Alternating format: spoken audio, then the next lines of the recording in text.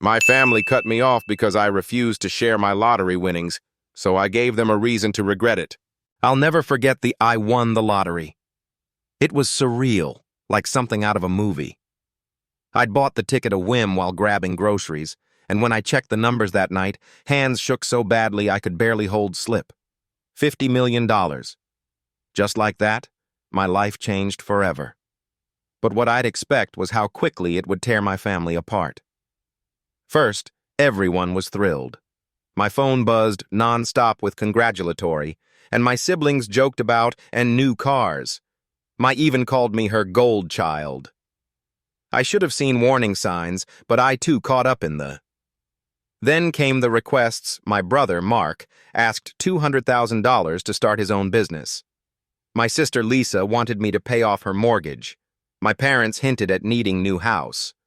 It started small, but the demands grew bigger and more insistent.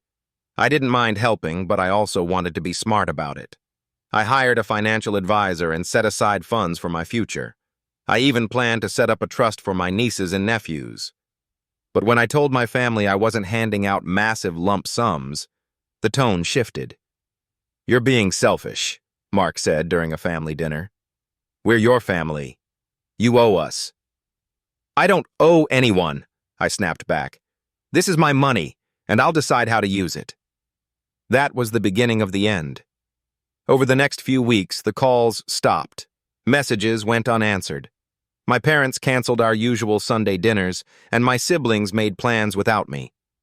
It hurt, but I told myself they'd come around. They didn't. Instead, they me off completely. No birthday invitations, no holiday gatherings, not even a text to check in. It was like I didn't exist anymore. And the worst part? They blamed me for it.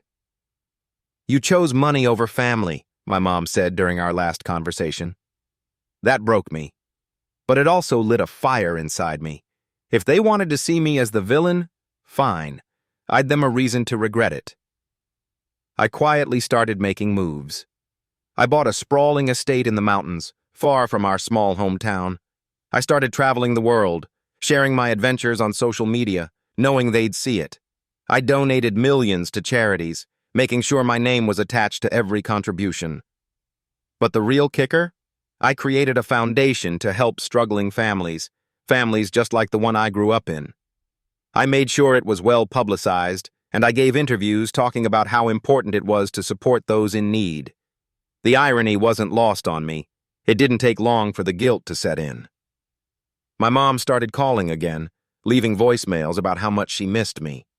My siblings reached out, awkwardly trying to reconnect, but I'd already moved on. I'm not saying it didn't hurt. It did. But in a way, winning the lottery showed me who my family really was and who I really am. They wanted my money, but they lost me instead, and now they have to live with that choice. This story explores themes of family, greed, and self-worth, how sudden wealth can change relationships in unexpected ways.